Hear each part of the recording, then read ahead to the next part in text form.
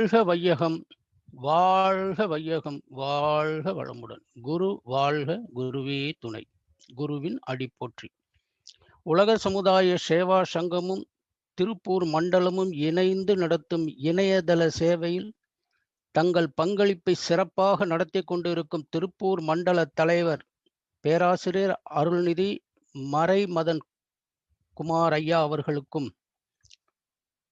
Zoom coordinator பேராசிரியர் அருள்நிதி சசிகலா அம்மா அவர்களுக்கும், அவர்களே இன்று தவம் நடத்தி கொடுத்ததால் மறுபடியும் மீண்டும் அவர்களுக்கு ஒரு தடவை கூறிக்கொண்டு, திருப்பூர் மண்டலத்தில் அமைந்துள்ள அறக்கட்டளைகளின் தலைவர்கள், அறங்காவலர்கள், செயலாளர்கள், பேராசிரியர்கள், அருள்நிதியர்கள், மன்ற அன்பர்கள் மற்றும் இணையதளத்தில் இணைந்துள்ள அனைத்து அன்பர்களுக்கும் வணக்கங்கள் பல கூறி, மூன்றாம் பகுதியான சித்தர்கள் மகான்களினுடைய ஜீவ சமாதிகளினுடைய மகிமை என்ற சிந்தனையை தொடங்குகின்றேன்.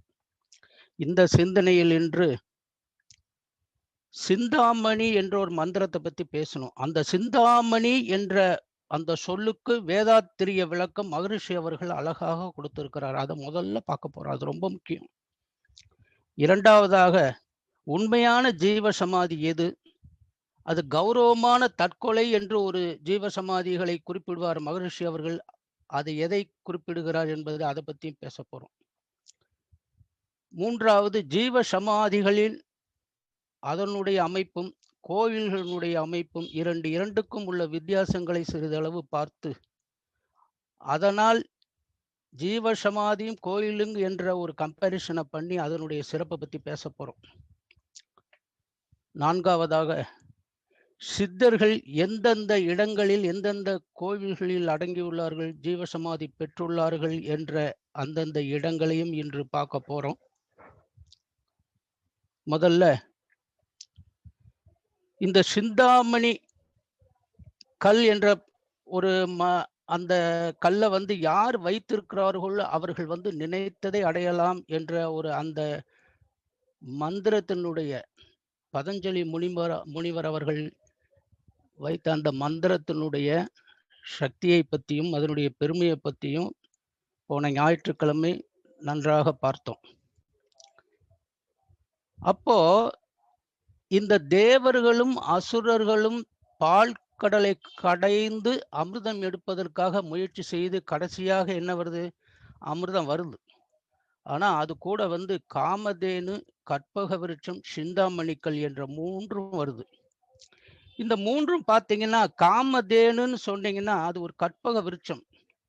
அது என்ன தெரியுங்கன்னா, ஐஸ்வர்யங்களை சுரந்து கொண்டே இருக்கும், வந்து கொண்டே இருக்கும், எடுத்து கொடுத்து கொண்டே இருக்கலாம். அப்படிப்பட்ட அதிசயமான அந்த பொருள் காமதேனுங்கிற பொருள். ரெண்டாவது கற்பக விருட்சம். இது எல்லா தேவைகளையும், அந்த மரம் நாம் என்னென்ன நினைத்து எல்லா தேவைகளையும் பூர்த்தி செய்யக்கூடிய சக்தி உடையது அந்த கற்பக விருட்சம் என்ற மரம். சிந்தாமணி கல் என்று சொல்வது அந்த பாட்கடலை கடைந்து அமிர்தம் வரும்பொழுது மகாலட்சுமியுடன் காமதேனும் சேர்ந்து வரும்பொழுது இந்த சிந்தாமணி கல் வந்திருக்கிறது. அதனுடைய பெருமையை தெரிஞ்சுக்கிட்டோம். இந்த சிந்தாமணி கல் என்ற அதை வைத்திருப்பவர்கள் நினைத்த மாத்திரத்தில், நினைத்த சனத்தில் உடனே ஐஸ்வர்யம் கொடுக்கக்கூடிய சக்தி வாய்ந்தது என்பதையும் அறிந்துவிட்டோம். இப்போ இதெல்லாம் பக்தி மார்க்கத்தில் சொல்லப்பட்ட சில வரலாற்று. எப்பவுமே மகரிஷி என்ன பண்ணுவாருன்னு கேட்டீங்க அப்படின்னா, பக்தி மார்க்கத்தில் சொல்லப்பட்டவைகளை மறுக்க மாட்டார். அதான் அவர்கிட்ட இருக்கிற ஒரு பெரிய விளக்கம் கொடுப்பார். ஒன்னொன்னுக்கும் எதையுமே அவர் அது அது இல்லை, அப்படி இல்லைங்கிற அந்த வார்த்தையே அவர் கொடுத்ததில்லை இது வரைக்கும். பக்தி மார்க்கத்துல முக்கியமான நிகழ்வுகளை சொல்லும் போது அதுக்கு காரணம் சொல்லுவாரு வேதாத்திரியத்தின் அடிப்படையில். அதுலதான் அங்க பார்க்கணும். அதைத்தான் இப்ப பார்க்க போறோம். உதாரணமாக ஒரு உதாரணத்துக்கு ஒண்ணு சொல்றேன் பாருங்க. இன்றைக்கு சசிகலா அம்மா அவர்கள், பேராசிரியர் அவர்கள் நவகிரக தவம் நடத்தினாங்க இல்லையா? இந்த நவகிரகம் நடத்தும் போது, இந்த நவகிரக தவத்தை நடத்தும் போது நம்மளுக்குன்னு அகக்காட்சியாக ஒரு பார்வையை பார்த்திருப்போம் நம்ம உள்ள அகத்துக்குள்ள. அது எப்படி பார்த்திருப்போம்னா, நாங்கெல்லாம் நவகிரக தவம் நடத்தும் போது நான் சொல்லி கொடுத்த அந்த நிகழ்வு எப்படின்னு கேட்டீங்கன்னா, நாம பூமியின் மேல் அமர்ந்திருக்கிறோம். இப்போவும் அமர்ந்துதான் இருக்கோம். எல்லாரும் அமர்ந்துதான் கேட்டுக்கிட்டு இருக்கோம். என்னமோ மேல சீலிங் இருக்கு, மாடி இருக்குங்கிறதுனால பாதுகாப்பா தெரியுது. இல்ல, அப்படி இல்ல. அதெல்லாம் மாயமானை மறந்தாச்சு அப்படின்னா, பூமியில நம்ம மட்டும் தனியா இருந்தா நம்ம எப்படி இருப்போம்னு ஒரு அகக்காட்சியா பாருங்கன்னு சொல்லுவேன். அப்படி அகக்காட்சியாக பூமியின் மீது அமர்ந்து நீங்க கிழக்கு நோக்கி அமர்ந்து கொண்டு இருக்கும் பொழுது, உங்களுக்கு முன்னால் அந்த நவக்கிரக தவம் நடத்தும் பொழுது அந்த இத பார்க்கணும். அந்த டிஸ்டன்ஸ பார்க்கணும். நேரா சூரியன் தெரியுது. அந்த சூரியனுடைய நடுமையத்தில் செயல்களற்ற அணுக்கள் எல்லாம் சைடுல அப்படியே நூல் மாதிரி சுத்த வெளி வரை போயிருக்கும் பாரு மகரிஷி அவர்கள். அது ராகு கேது. அப்புறம் அதனுடைய முதல் சுற்றுப்பாதையில புதன், 2வது சுற்றுப்பாதையில சுக்கிரன், 3வது பாதையில் நாம் அமர்ந்திருக்கும் நில உலகம். இந்த நில உலகத்துக்கு துணைக்கோளாக இருக்கின்ற 2,30,000 மைல்களுக்குள்ள இருக்கின்ற அந்த தொலைவில் இருக்கின்ற நிலவு சந்திரன். இத பாருங்க. இதெல்லாம் நம்ம பார்க்கிறோம். கண்ணால பார்க்கிறோம். இது எதுக்கு சொல்றவருன்னா, மகரிஷிட்ட கேட்பாங்க. பக்தி மார்க்கத்துல ஐயா ஈரேழு உலகம் 14 உலகம். அதாவது மேல் உலகம் 7, கீழ் உலகம் 7. இது உண்மையிலேயே இருக்கா அப்படின்னு கேட்பாங்க. இது பக்தி மார்க்கத்துல. அவரு பாருங்க அதுக்கும் அப்படி அப்படி சொல்றாரு பாருங்க. அந்த வேதாத்திரியத்தினுடைய கருத்துல அவர் கொண்டு போன அந்த கருத்தோட ஒட்டி சொல்லுவாரு. அருமையா இருக்கும் அந்த பதில். இது ஒண்ணு மட்டும் கிடையாது. நெறைய வரும் அந்த மாரி அவர் இதுல. அதுல என்ன சொல்றாருன்னு கேட்டீங்கன்னா, நீங்கள் பூமியில் அமர்ந்திருக்கும் பொழுது இந்த கிரகங்களை பார்க்கிறீர்கள். எத எத பார்க்குறீங்க? சூரியன் 1, ராகு, கேது 2, 3.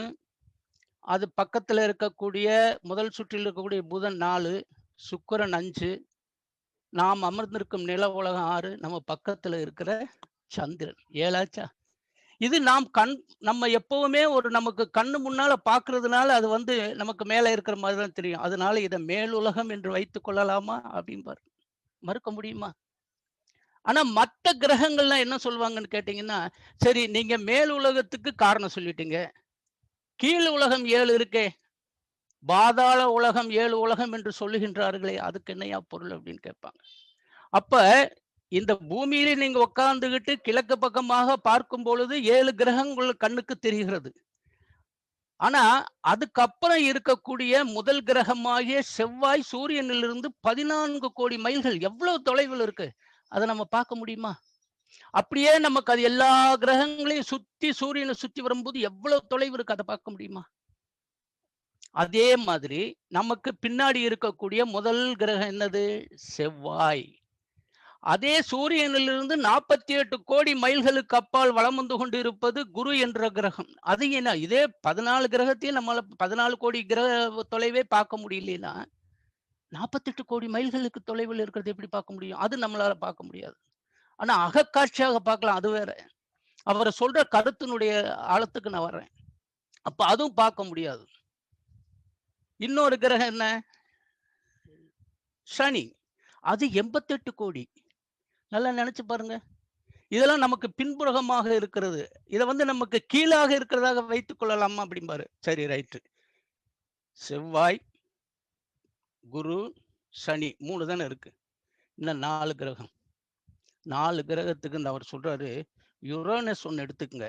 நெப்டியூன் 1 எடுத்துக்கங்க. புளூட்டோ 1 எடுத்துக்கங்க. இது ரொம்ப ஒண்ணு 179, ஒண்ணு 216, ஒண்ணு 300 கிலோமீட்டர் பக்கத்து கோடி கிலோமீட்டர்ல இருக்கு. அப்ப இந்த 3 கிரகம் எடுத்துக்கிட்டீங்கன்னா 6. 7வது கிரகம் ஐயா?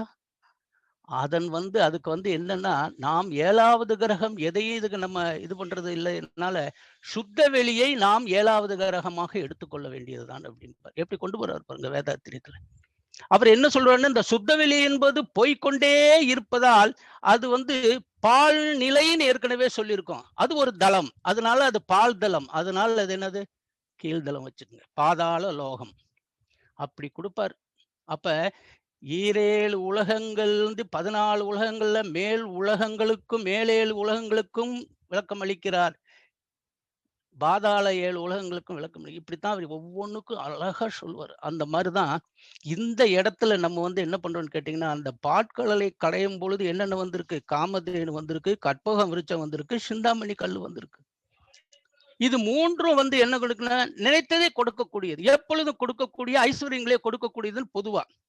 அதுல வந்து என்னன்னு கேட்டீங்கன்னா, முதல்ல வந்து காமதேனு என்பதுக்கு அவர் என்ன விளக்கம் சொல்றாருன்னு பார்ப்போம்.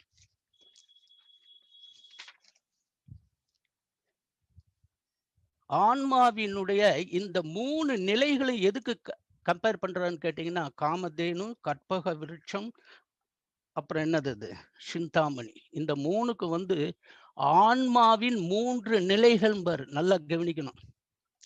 எந்த ஆன்மீகத்திலயும் சரி, எவ்வளவு பெரிய மகான்களும் இந்த நிலைய விளக்கவே இல்ல. இவர் ஒருத்தர் தான் வந்து பக்தி மார்க்கத்தில் இருக்கக்கூடிய அந்த நிகழ்வுகளையும் இவர் கொண்டு வந்து நம்மளுக்கு புரிய வைத்திருக்கின்ற அந்த வேதாத்திரியத்திலயும் விளக்கம் கொடுக்கிறவர். இவர மாதிரி மகான் எந்த மகான்களும் இப்ப உலகத்துல கிடையாது. 2வது ஆன்மாவுக்கு எத்தன பேர் வச்சிருக்காரு பாருங்க.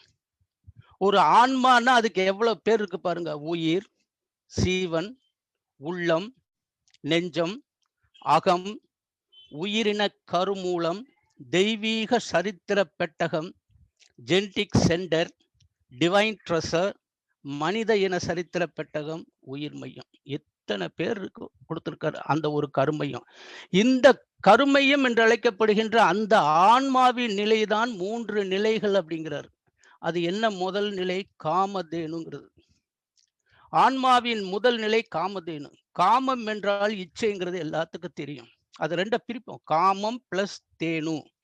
காமம் என்றால் இச்சை, தேனு என்றால் பசு என்று பொருள். அவர் சொல்றாரு, ஆன்மீகத்தில் பசுவிற்கு ஆன்மா என்பது பெயர். உங்களுக்கு நல்லா தெரியும், திருமூலர் திருமந்திரத்துல முதல் பாட்டு அது.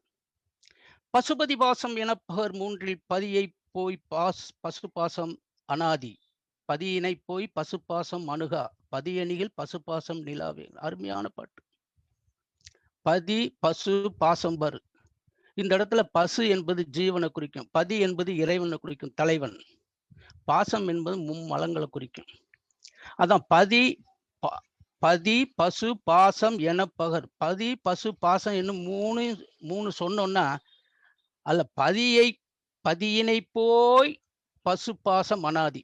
அந்த பதியை மாதிரி இந்த பசு பாசங்கிறது அந்த ஜீவனும், அந்த ஜீவனுகிட்ட இருக்கிற அந்த மும்மலங்களும் வந்து, அதுவும் இறைவன் எப்பொழுது இருக்கிறானோ அப்பொழுதிலிருந்து அந்த மும்மலங்கள் அவனிடம் இருக்கிறது. அந்த ஜீவன் என்று சொல்லப்படுகிற மனிதன். இந்த இடத்துல ஜீவன்னாலும் மனிதனாலும் உயிர்னாலும் எல்லாம் ஒண்ணுதான். பதியினை போய் பசு பாசம் அணுகா. கடவுளை போய் இந்த ஜீவனும் இந்த மும்மலமும் அணுகாது. ஆனா பதியணிகள் அது அவர் வந்து இங்க வந்துட்டாருன்னா அந்த பதி பசு பாசம் நிலாவேம்பார். அப்ப இந்த செயல்ல அப்பவே வந்து காமதேனு என்பதற்கு காமம் பிளஸ் தேனு. தேனு என்றால் பசு, பசு என்றால் ஆன்மீகத்தில் ஆன்மா என்பது பொருள். அப்ப கடைசியில என்ன சொல்றேன்னா, காமதேனுக்கு ஃபுல்லா அர்த்தம் என்னன்னு கேட்டீங்கன்னா, இச்சையை இயல்பாக உடைய ஆன்மா அப்படின்றார். ஒரே ஒரு வார்த்தையில. காமதேனு என்று சொல்லப்படுகின்ற, எப்படி பக்தி மார்க்கத்துல காமதேனு ஒன்று இருந்தால் அதை கேட்டதை கொடுக்கக்கூடியது அப்படிங்கிற அந்த நிலையிலிருந்து இவர் வேதாத்திரியத்துக்கு வரும்போது, காமதேனு என்பது இச்சையை இயல்பாக உடைய ஆன்மாம்பர். அதுக்கு விளக்கம் கொடுக்கும்போது, புறப்பொருள் கவர்ச்சியால் புலன்கள் ஈடுபட்டு ஆன்மா செயல்புரியும் போது விளைவுகள் பெரும்பாலும் சலிப்பும் துன்பமே தருங்கிற இந்த நிலையில வந்து ஆன்மாவினுடைய காமதேனு என்று சொல்லப்படுகின்ற முதல் நிலையில, ஆன்மாவினுடைய நிலையில அதாவது ஐம்புலன்களுடைய கவர்ச்சியால் பெறுகின்ற அனுபவங்கள் அத்தனையுமே வந்து பெரும்பாலும் சலிப்பும் துன்பம் தான் தருமா. அதனால எதுக்கு அவளை விளக்கம் கொடுக்குறாரு. அதுக்கு அடுத்தது கற்பகம்னு கொடுக்குறாரு பாருங்க. கற்பகம்னா என்ன? கற்பக விருட்சம்னா, அந்த கற்பக மரம் இருந்துச்சுன்னா நம்ம என்ன கேட்டாலும் அது கொடுக்கும். அது நல்லா தெரியும், எல்லாத்துக்கும் தெரியும். கற்பக விருட்சண்டாமே, என்னடா எது கேட்டாலும் கொடுத்துக்கிட்டே இருக்கான். அந்த அந்த இதுக்கு வந்து அது அது எதுல பக்தி மார்க்கத்துல சொல்லப்பட்ட அந்த வார்த்தைக்கு இவருக்கு வந்து வேதாத்திரியத்துல வர்றாரு பாருங்க. கற்பு என்றால் உறுதியும் ஒழுக்கமும் கொண்ட நிலை. நல்லா கவனிங்க, கற்பு. அது நல்லாத்துக்கு தெரியும். ஏன்னா கற்பு என்பது சாதாரண, அது ஒரு தீயை போன்றது. கற்பு தீம்பாங்க அது. அதுக்கு தான் சொல்றாரு, உறுதியும் ஒழுக்கமும் கொண்ட நிலை. அகம்னா உள்ளம் அல்லது ஆன்மா. இங்கு கற்பகம் என்பது உண்மை உறுதியும் கொண்ட ஆன்மாவின் நிலைன்னு விட்டுறாரு. இந்த கற்பு என்பதை பத்தி மகரிஷி பேசும்போது அழகா பேசுவாருங்க. இந்த மாதிரி நேரங்கள்ல தான் சில வார்த்தைகளை நாம வந்து புரிஞ்சுக்கணும், தெரிஞ்சுக்கணும். அவருடைய அந்த விளக்கங்களை வந்து தெரிஞ்சுக்கிட்டோம்னா ரொம்ப அழகா இருக்கும் ரசிப்பதற்கு. கற்பு அப்படிங்கிறத பத்தி அவர் பேசி ஒரு கவி இதை எழுதியிருக்காரு பாருங்க. இப்ப எதுக்கு இதை சொல்ல வர்றேன் அப்படின்னா, 100க்கு 90 ஆண்கள், 85 ஆண்கள் வச்சுக்கங்க. கற்புல அவங்க தான் வந்து இல்லாம இருப்பாங்க. கற்பு நெறி கெட்டவர்கள் அவர்கள். ஆனா ஒரு 1% 2% ஏதாவது பெண்கள் இருந்தா அதான் பெருசாக பேசப்படும். அது இயற்கையினுடைய. ஏன்னா இந்த ஆண் வந்து எவ்வளவு கற்பு நெறி தவறி எங்க போயிட்டு வந்தாலும் சரி, எத்தனை வைத்திருந்தாலும் சரி, இவனுக்கு எந்த இதுவும் கிடையாது. தெரியாது. நல்ல பிள்ளை போல் இருப்பான். ஆனா பெண்கள் வந்து அப்படி கிடையாது. அதுக்கு தான் அவர் சொல்லுவாரு. பெண்களுக்கு வந்து அந்த விஷயத்துல வந்து இயற்கையில் அமைந்த வேகம் பாரு. அருமையா சொல்லுவார் பாருங்க. அந்த கவிய மட்டும் நம்ம பார்ப்போம். ஏன்னா இந்த இடத்துல இந்த மாதிரி நேரங்கள்ல இந்த கவிகளை எல்லாம் நம்ம பார்த்தா தான் தொட முடியும். புரிஞ்சு கொள்ள முடியும். எப்படி சொல்றாருன்னா, அவர் ஒரே மாரி சொல்றாரு. ஆணுக்கு மட்டும் கற்பு வந்து நெறி இல்லைன்னா அது தெரியல. ஆனா அவங்க அத வழக்கமா கொண்டு இருக்காங்கள். ஆனா பெண்கள் அதே நேரத்துல ஏதாவது ஒரு இடத்துல ஒரு சந்தர்ப்ப சூழ்நிலையால் ஏதோ ஒண்ணுல ஒரு ஒரு பெர்சன்ட் 100க்கு ஒருத்தர் யாராவது ஒருத்தர் அந்த விதத்துல பேர் எடுத்துட்டாங்க அப்படின்னா, எவ்வளவு பெரிய பிரளயம் உண்டாகுதுன்னு பாருங்க. அப்பத்தான் மகரிஷி சொல்லுவாரு. கற்பு என்பது பெண்களுக்கு மட்டும் இல்ல. ஆண்களும் அதை கடைப்பிடிக்க வேண்டும்பார். அதுக்கு ஒரு கவிதை எழுதியிருக்காரு பாருங்க. கற்பதனை காப்பாற்ற இருபாலருக்கும் கடமை பொதுவே எனினும், நல்லா கவனிக்கணும். கற்பு அதனை காப்பாற்ற இருபாலருக்கும்னா ஆண் பெண்ணுக்குன்னு அர்த்தம். கற்பதனை காப்பாற்ற இருபாலருக்கும் கடமை பொதுவே எனினும் தவறிவிட்டால், இந்த தவறிவிட்டால் நாங்க இந்த வார்த்தை போடுறது வந்து அது ஆணாக இருந்தாலும் சரி, பெண்ணாக இருந்தாலும் சரி, 2 பேர்த்துலயும் தவறிட்டாங்கன்னா அடுத்த வரி போடுறாரு பாருங்க. அற்புதமாம் இயற்கையிலேயே அமைந்த வேகம். அற்புதம். என்ன அற்புதம்? இயற்கையிலேயே அமைஞ்சு போச்சு. என்ன அமைஞ்சு போச்சு?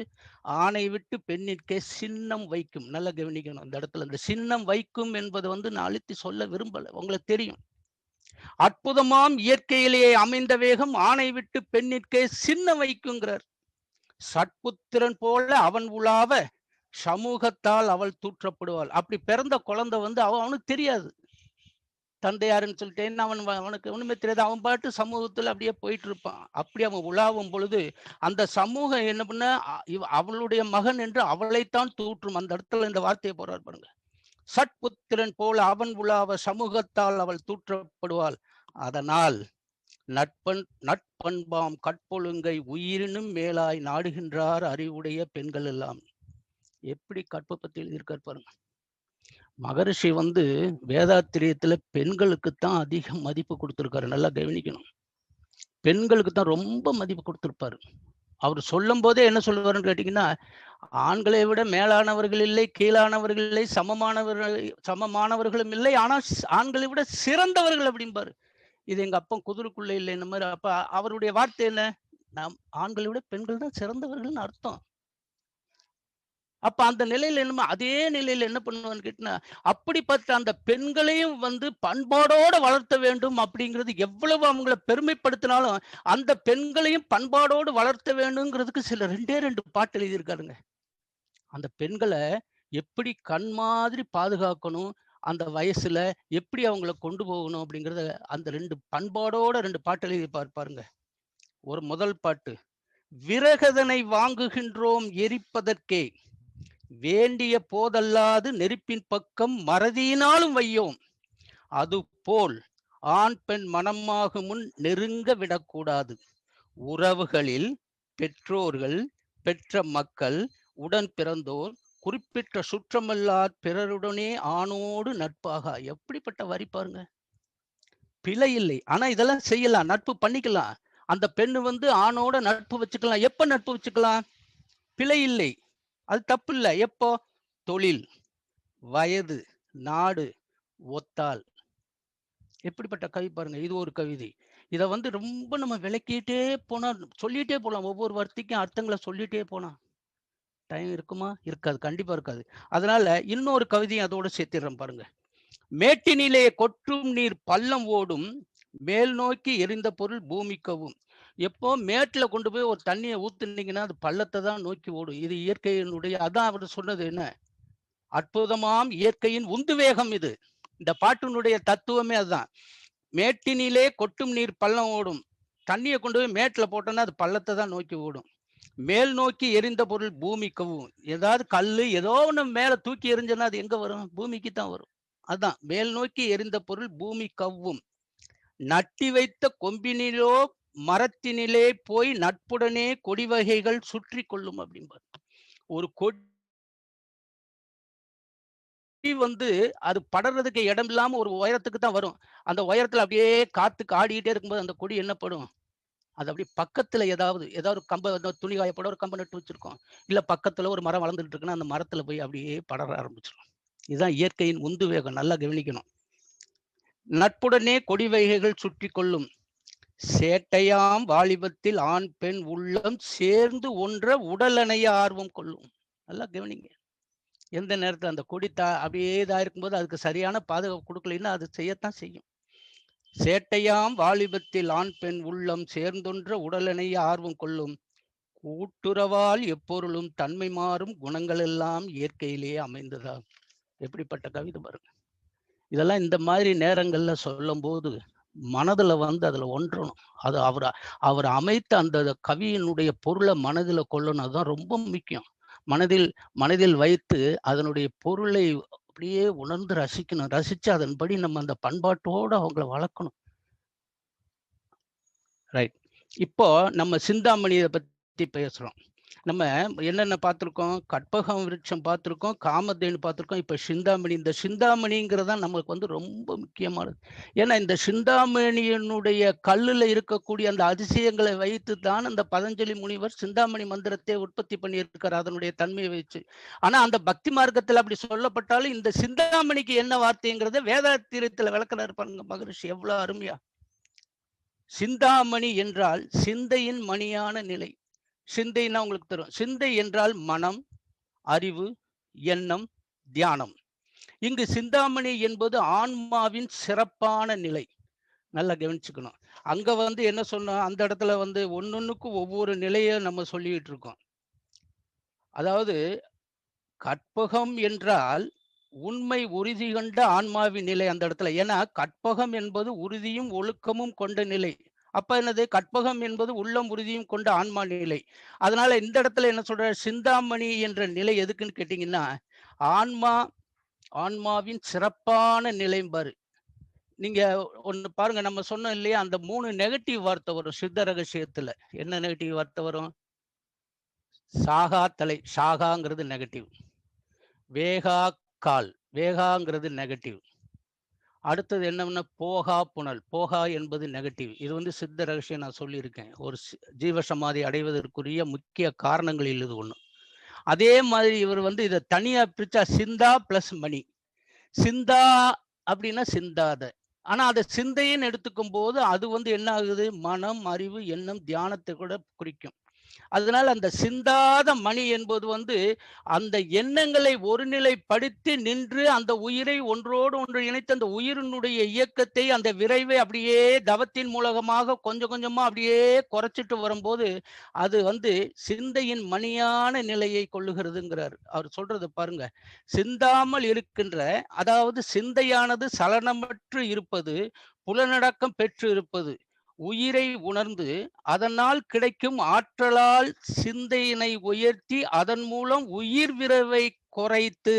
எப்படி குறைக்கணும்? தவத்தின் மூலம் ஓட்டத்தை, அந்த விரைவுங்கிறத ஓட்டத்தை குறைத்து சிறிது சிறிதாக குறைக்கும் நிலை அந்த ஆன்மாவுக்கு வரும் பொழுது அந்த ஆன்மா அமைதி பெறுகிறது. அதனால் அது வந்து என்ன?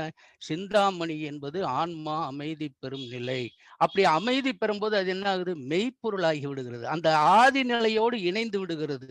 அப்ப இருப்பு நிலையினுடைய பெருமையை பெறுகிறது, அந்த உணர்வை பெறுகிறது, அந்த ஒழுங்கமைப்பையும் உணருது. அதனால என்ன? ஆன்மா இந்த சிந்தாமணி என்ற பொருளுக்கு ஆன்மா முழு அமைதி பெறுகின்றது. கடைசியில சிந்தாமணியினுடைய நிலைய, சிந்தாமணிக்கு ஒரே வார்த்தையில சொல்லணும்னா ஆன்மாவின் முழுமை பேறு அடைந்த நிலை. அதுதான் சுருக்கமா பார்த்தோன்னா, காமதேனு என்பது இச்சையை இயல்பாக உடைய ஆன்மா, கற்பகம் என்பது உறுதியும் ஒழுக்கமும் உள்ள உயர்ந்த நிலை ஆன்மா, சிந்தாமணி என்பது ஆன்மாவின் மணியான உயர்ந்த நிலை. இந்த இதுகளெல்லாம் பத்தி நம்ம இப்ப பார்த்துட்டோம். இப்ப நம்ம பார்க்க போறது வந்து இந்த ஜீவ சமாதிகளினுடைய பெருமைய பார்க்க போனோம்னா, இப்ப அந்த சிந்தாமணி தான் முக்கியமா இருந்தது. அதுக்கும் மகரிஷியினுடைய வேதாத்திரிய விளக்கம் குடுத்துட்டோம். இப்ப மரணத்துல வந்து அவர் இந்த ஜீவ சமாதி என்பது என்னங்கிறது, அது உண்மை என்ன? அது எப்படி என்னங்கிறத வந்து ஒரு சிம்பிளா பார்த்தா தான், அடுத்தது நம்ம போகும்போது மந்திரங்களுக்கு போகும்போது, அது வந்து அப்படி அப்படியே நம்மளுக்கு வந்து அது புரியிற மாரி வரும். இப்ப மரணங்கிறது 4 நிலை. உங்களுக்கு ஏற்கனவே இதுல வந்து ஐயா அவர்கள் பேராசிரியர்கள் நெறைய எடுத்திருக்காங்க. உங்களுக்கு அதாவது உயிரின் நிலை இறப்பதற்கு முன்பும், இறந்த பின்பும் அப்படிங்கிற அந்த இதுல வரும் இது. இருந்தாலும் ஒரு சின்ன ஒரு 2 ஒரு ஒரு ஒரு நினைவு ஒரு ஒரு இது ஒரு இத கோடிட்டு காட்டிட்டேன்னா, உங்களுக்கு ஃபர்தரா போறதுக்கு கொஞ்சம் ஈஸியா இருக்கும். மரணம் 4 நிலைகள்ல வருது. அகால மரணம், திடீர் மரணம். அது எப்படின்னு உங்களுக்கு தெரியும். அதுல விரிவா உள்ள வேண்டாம். 2வது இயற்கை மரணம். நல்ல வயதை அடைந்து, முழு வயதை அடைந்து, நோய்வாய்ப்பட்டு இறப்பது. இயற்கை மரணம். முழுமை பேறு அடைந்த மரணம், ஜீவன் முக்தர்கள், சமாதி நிலை. இந்த 3 மட்டும் நம்ம இப்ப பார்க்க போறோம். இதை சிறிதளவு மனதில் விளங்கினால் தான் உண்மையான ஜீவசமாதி என்பது தெரியும். அதன் மகிமையை புரிந்து கொள்ளலாம். முதல்ல நம்ம வந்து ஜீவன் முக்தர்கள பத்தி பேசுறோம். இந்த ஜீவன் முக்தர்கள் யாருன்னு கேட்டீங்கன்னா, ஜீவன் முக்தர்கள் தான் இறந்த இறந்த உடனேயே இறைநிலையை அடைபவர்கள். நல்லா கேட்டுக்கணும். சில பேர் சொல்லுவாங்க இல்லையா? அவர் சிவலோக பதவி அடைந்து விட்டார்ன்னு. அது சும்மா வார்த்தைக்கு போடுவோம். ஆனா, ஜீவன் முக்தர் என்பதுதான் உண்மையிலேயே சிவலோக பதவி அடைபவர்கள். அவர் எப்படி அடையறாங்க பாருங்க. அவங்கெல்லாம் வந்து ஆரம்பத்திலே இருந்தே எப்போதும் அந்த இறையுணர்வோடு என்றைக்கு வந்து அந்த இறையுணர்வு அவர்களுக்கு அவர் வாழ்க்கையில் தென்பற்றதோ அன்றையிலிருந்து விடாமல் இறையுணர்வோடு இருப்பது. எது கேட்டீங்கன்னா, மேக்ஸிமம் அவங்க வந்து என்னமோ துரியாதீத தவத்திலே திளைத்து நிற்பார்கள். அத நல்லா புரிஞ்சுக்கிறணும். அவங்களுடைய நிலை வந்து துரியாதீத தவ நிலை தான். அவங்க தவம் எப்பவுமே அதிலேயே நின்னுகிட்டு இருப்பாங்க. சுத்த வெளியை அகக்காட்சியாய் காண்டு கொண்டே இருப்பார்கள். இதுக்கு பேரு விஸ்வரூபம்னு பேரு. எப்ப பார்த்தாலும் அந்த சுத்த வெளி அவங்களுக்கு அகக்காட்சியா வந்துகிட்டே இருக்கும். ஏன்னா அந்த நிலையிலேயே இருப்பாங்க. அந்த நிலையிலே இருக்கிறதுக்கு காரணம் என்னன்னு கேட்டீங்கன்னா, எப்பொழுதுமே துரியாதீத தவத்தை கை வைத்துக் கொண்டு அதிலேயே நிலைத்து நிற்பார்கள்.